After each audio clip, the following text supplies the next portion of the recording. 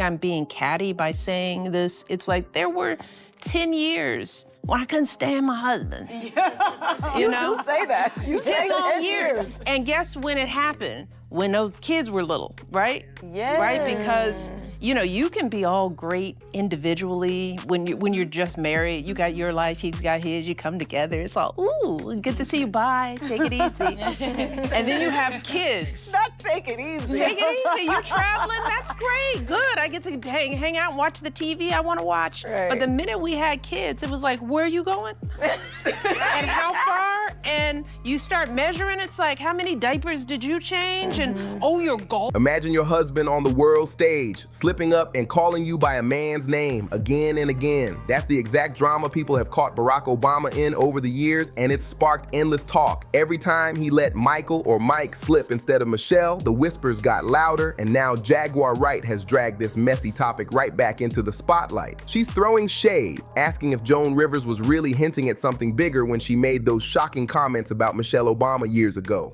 For decades, Michelle's name has circled through endless gossip, side eyes, and speculation about her identity. And no matter how much time passes, the rumors refuse to die down. Now, Jaguar claims there are even more receipts piling up, and the way she's framing it makes the story sound wilder than ever. She even pulled up an alleged claim tied to Dr. Rafael Espanza, who supposedly had medical access to Michelle back in 2008 during the presidential run. According to this alleged account, he said, "I know what I saw. Michelle Obama is not a woman who used to be a man. Michelle Obama is just a man with breast implants and a huge shaving bill." Want to make sure he knows we're coming, or she. Yeah, that's true. Because if she's got some cubs, that's when you really got to worry. Yeah.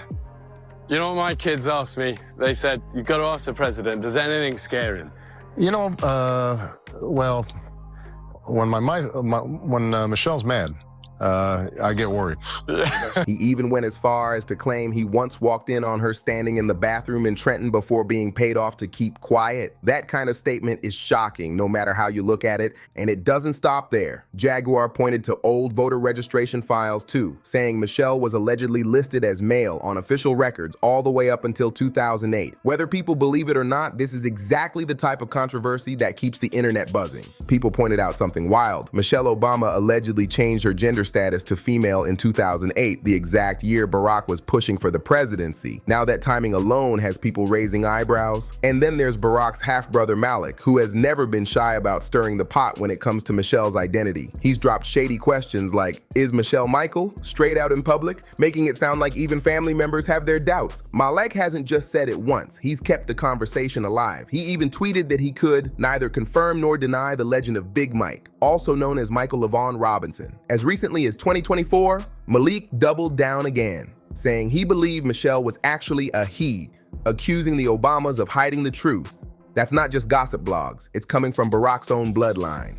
And then comes another detail that people love to debate, the missing pregnancy photos. Everyone's seen the Obama wedding pictures, but when it comes to pregnancy shots, nothing. And photos of the girls only surfaced when they were already toddlers. Michelle claimed Malia and Sasha were conceived through IVF, but the rumor mill insists otherwise. Allegedly, their real mother is Dr. Anita Blanchard, the very doctor said to have delivered them. Even more, there are photos of the Blanchard Nesbitt family vacationing in Hawaii with the Obamas, which fueled speculation that the real parents were always right there in the background. And when Joan Rivers boldly said what she said about Michelle Obama, maybe she wasn't just cracking a joke, maybe she was dropping the kind of tea only insiders dared whisper about. Here's where things get even darker. After Joan Rivers' sudden and shocking death, the whispers only got louder, with some people flat out suggesting the Obamas might have had a hand in it. Was it really just bad timing?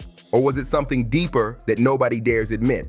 Because let's be real, this wouldn't be the first time their names got tied to someone who knew too much. Distinguished guests, and men and women of the finest military in the world.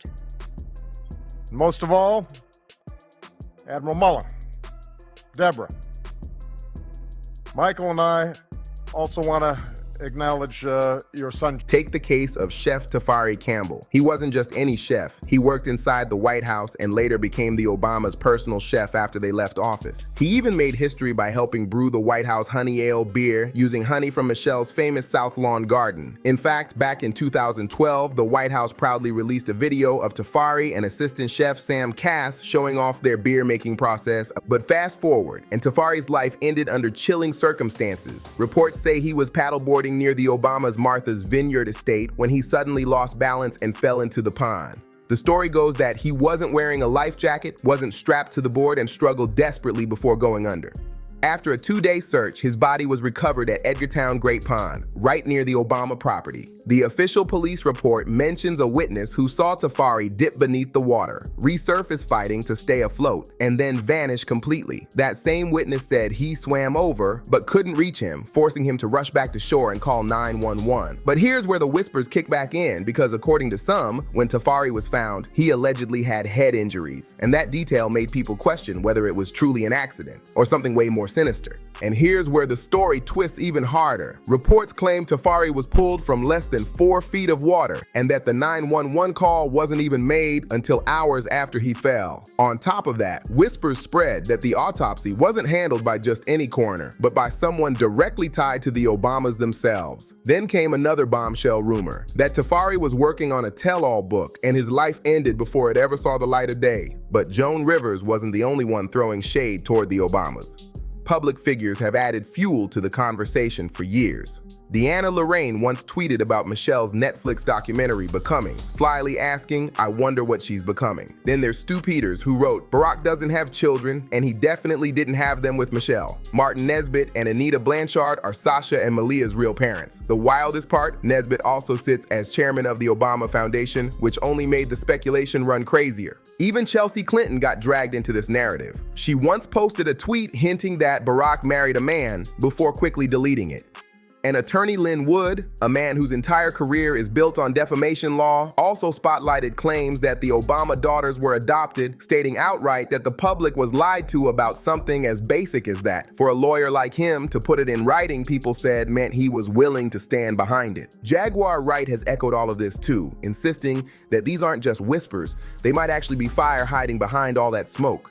She even went as far as to claim this is the reason Barack allegedly steps out and cheats. And the cheating rumors? They've been floating for years. Remember Vera Baker?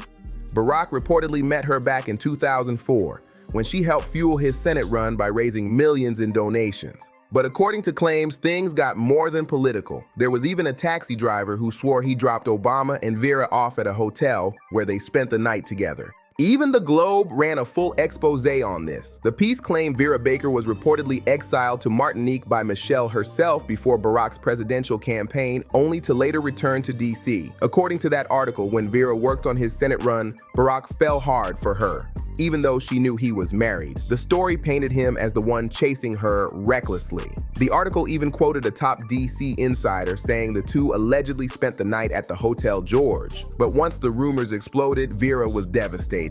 She came forward swinging with a lawsuit against the Globe, insisting the whole story was a political setup. She argued the claims were pushed by Obama's opponents who didn't care if innocent people got hurt, they just wanted dirt to destroy him. In her lawsuit, Vera flat out denied everything, saying the Globe deliberately made it seem like she and Obama had an intimate night at the hotel. She also blasted them for running wild headlines like "cheating scandal erupts" and "secret video could destroy presidency," when there was no affair, no scandal, and no video. Still, the lawsuit didn't erase the questions. It only made them louder. People kept asking, did something really happen behind closed doors? Was there ever a video? And the biggest one, was Vera pressured or even paid off by the Obamas to backtrack and disappear from the spotlight? The mystery only grew when Vera slid out of the public eye, fueling even more suspicion. And on top of all that, whispers of marital trouble between Barack and Michelle have never fully gone away. Over the past few years, Michelle herself has openly admitted marriage isn't always smooth sailing. She's talked about how hard it is to keep a relationship strong even when you're deeply in love, and even confessed she almost walked away from Barack at one point. That kind of honesty had people asking, were the rumors closer to the truth than anyone wanted to admit?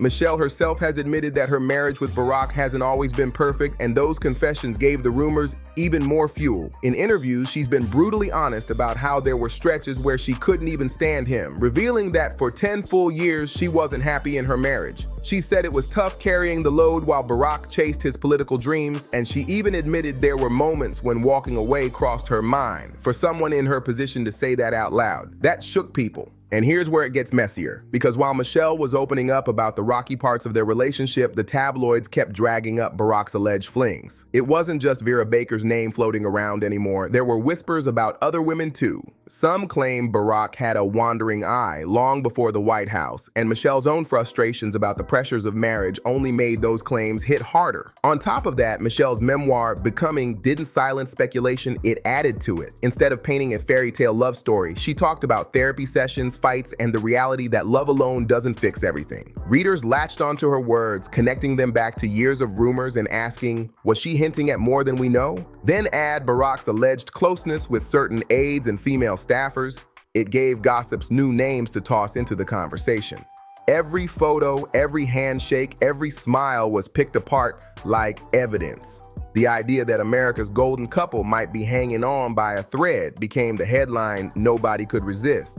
And Jaguar Wright has only stirred that pot more, pointing out that Michelle's rare moments of raw honesty line up almost too well with the timelines of Barack's rumored affairs. The way she framed it, Michelle wasn't just venting, she was confessing how deep the cracks really went. Michelle has openly admitted those first 10 years of marriage nearly broke her. She said flat out that while she was juggling school, work, and raising Sasha and Malia, Barack was laser focused on politics. For a whole decade, she was the one carrying the weight, and it made her want to walk away more than once. She even confessed she started keeping score, counting how many diapers each of them changed, how many hours Barack spent at the gym, or how he somehow always found time to play golf while she held everything else together. Basically, Michelle painted the picture of a marriage with serious imbalance, where she sacrificed her own peace so Barack could chase the spotlight. And those words, they hit hard because they lined up perfectly with all the rumors that have swirled for years. So now the question becomes, what's really going on?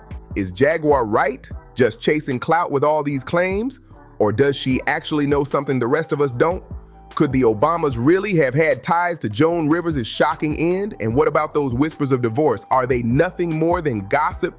Or are people finally catching on to the truth? One thing's for sure, this story refuses to die down. The rumors, the receipts, and Michelle's own words keep breathing new life into the controversy, making the Obamas' picture-perfect image look shakier than ever. And now it's over to you. What do you think? Drop your thoughts in the comments below. Smash that like button if you found this breakdown wild. And don't forget to subscribe and share this video so more people can weigh in.